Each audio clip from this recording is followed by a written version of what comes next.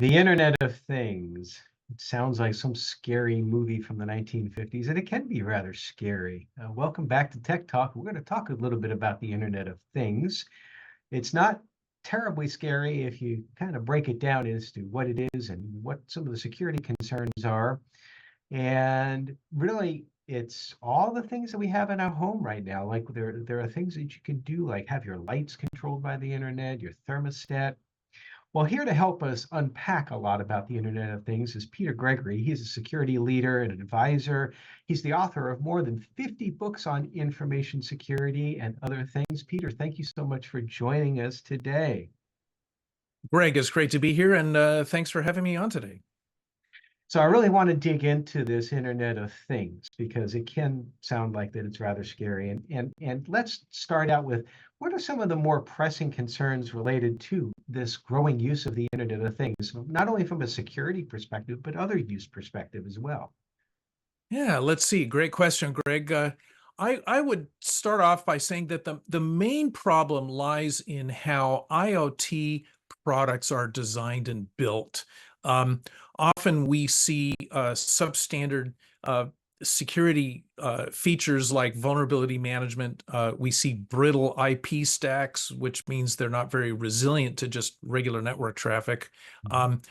Many IoT products lack the ability for vendors to push security updates and patches.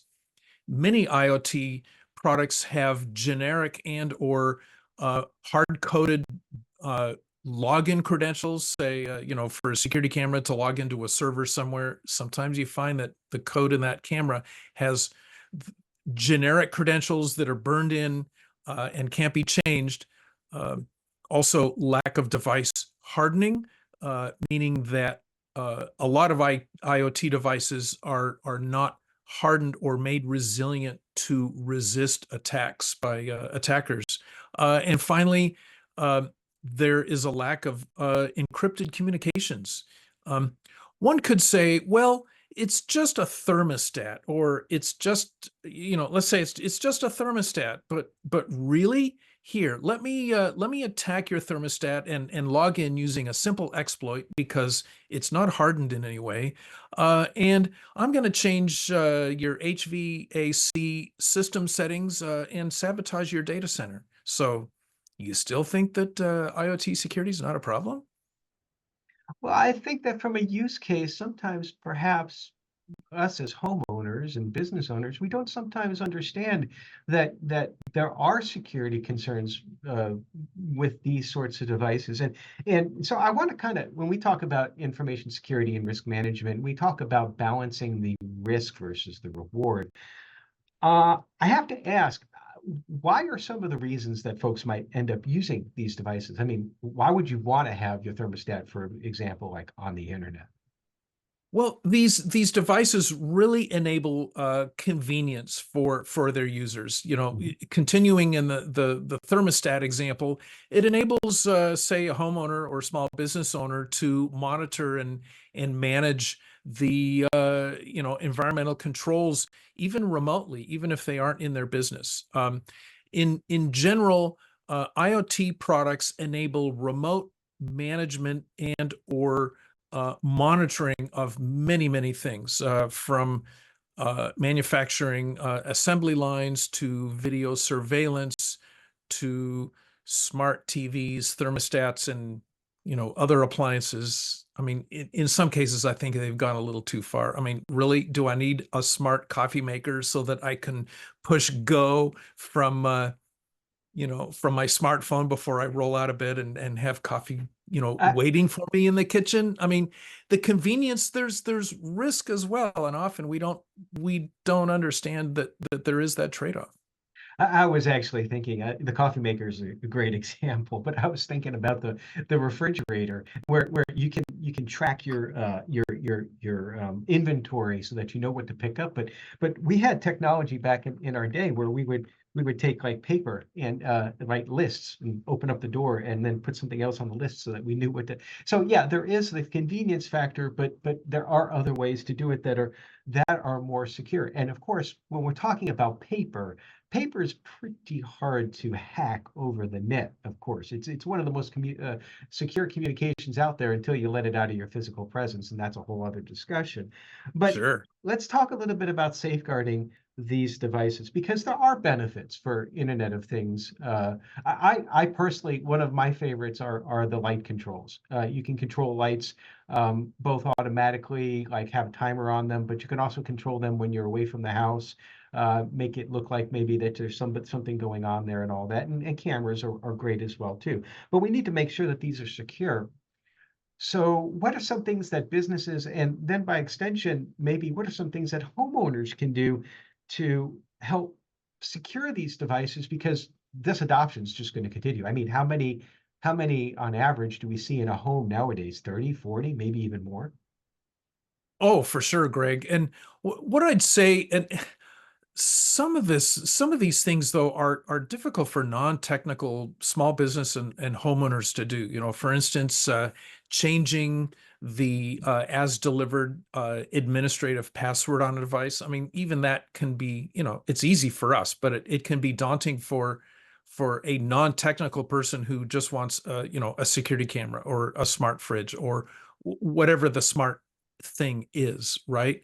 Um, but a few of the simple safeguards are this. Number one, um, have all of your smart devices that, those that are Wi-Fi anyway, have them connect to your guest network instead of your internal network. This way, if one of your devices is compromised based on some of the issues we talked about a minute ago, then a compromised IoT device is not going to be able to access other devices in your internal network, which could be, laptops, desktops, servers, storage systems, and other IoT devices.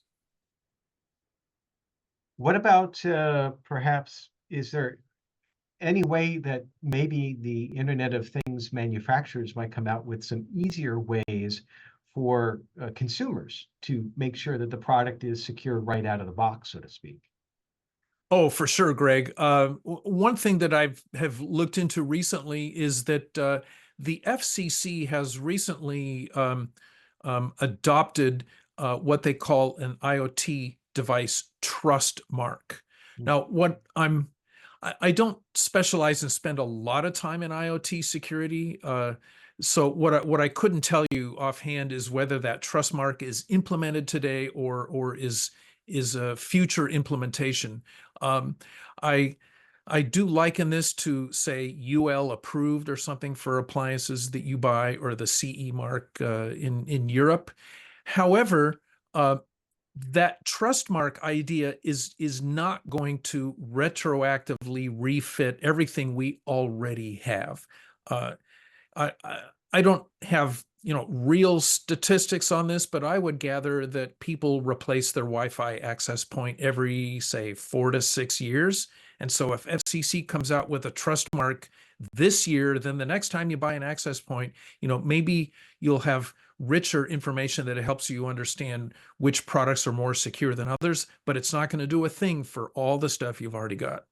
And you bring up a good point though about just talking about the lifespan of devices. There's also the security aspect. I know that there has been talk about cameras that have been compromised that are no longer supported because they can't be upgraded with the latest and greatest security features. And yet people would probably be reluctant, and I'm talking about the homes now, to remove the cameras because they're still working, but there's still that security aspect there. So what I'm hearing from you though is that, is it correct to say that you should periodically replace your equipment, particularly if it's no longer supported by the manufacturer?